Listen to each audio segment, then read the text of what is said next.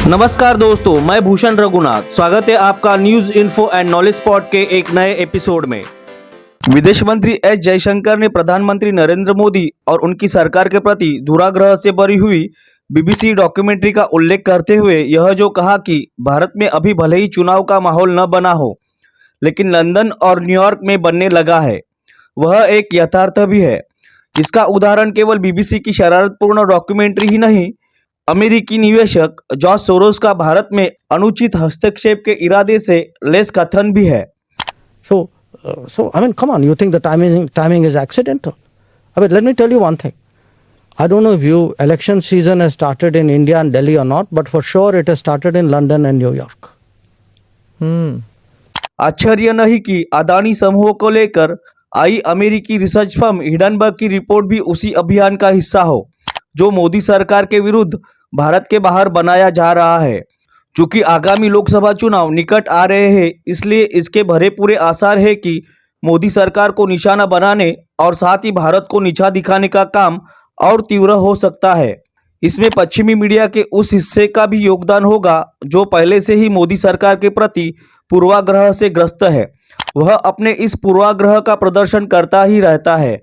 यह भी तय है कि विदेशी मीडिया और उसकी विभिन्न संस्थाओं की ओर से भारत के बारे में जो दुष्प्रचार किया जाएगा, उसे भारत में भी दोहराया जाएगा।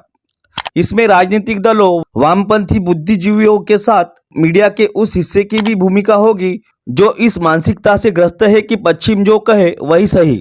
इसकी आशंका इसलिए है क्योंकि यह किसी से छिपा नहीं है कि पहले नागरिकता संशोधन कानून विरोधी आंदोलन और फिर कृषि कानून विरोधी मुहिम को किस तरह विदेश से भी हवा दी गई। पिछले कुछ समय से पश्चिमी देशों में खलिस्तानी चरमपंथी जिस तरह सिर उठा रहे हैं, उसकी भी अनदेखी नहीं की जानी चाहिए। यह मानने के अच्छे भले कारण है कि खलिस्तानी तत्वों को पश्चिम की वे ताकतें हवा दे रही है जो भारत की छवि मलिन करने का बहाना खोजती रहती है। ये वही ताकतें हैं जो भारत के उभार से सशंकित है और उसे आगे बढ़ता हुआ नहीं देखना चाहती। इनमें कुछ गैर सरकारी संगठन भी है जिनकी ओर विदेश मंत्री ने संकेत किया। यह ध्यान रहे कि अतीत में पश्चिम के ऐसे कुछ संगठनों ने किस तरह भारत के आंतरिक मामलों में दखल देने की कोशिश की है। ऐसे संगठनों से भारतीयों का प्रत्यक्ष अप्रत्यक्ष जुड़ाव कोई दबी छिपी बात नहीं है, और न ही यह कि उसका संपर्क संबंध कुछ राजनीतिक दलों से भी है।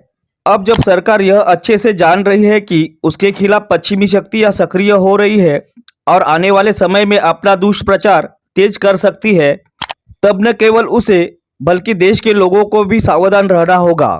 इसके साथ ही सरकार को अपने खिलाफ किए जा रहे सुनियोजित दुष्प्रचार की काट करने के लिए भी सक्रिय होना चाहिए।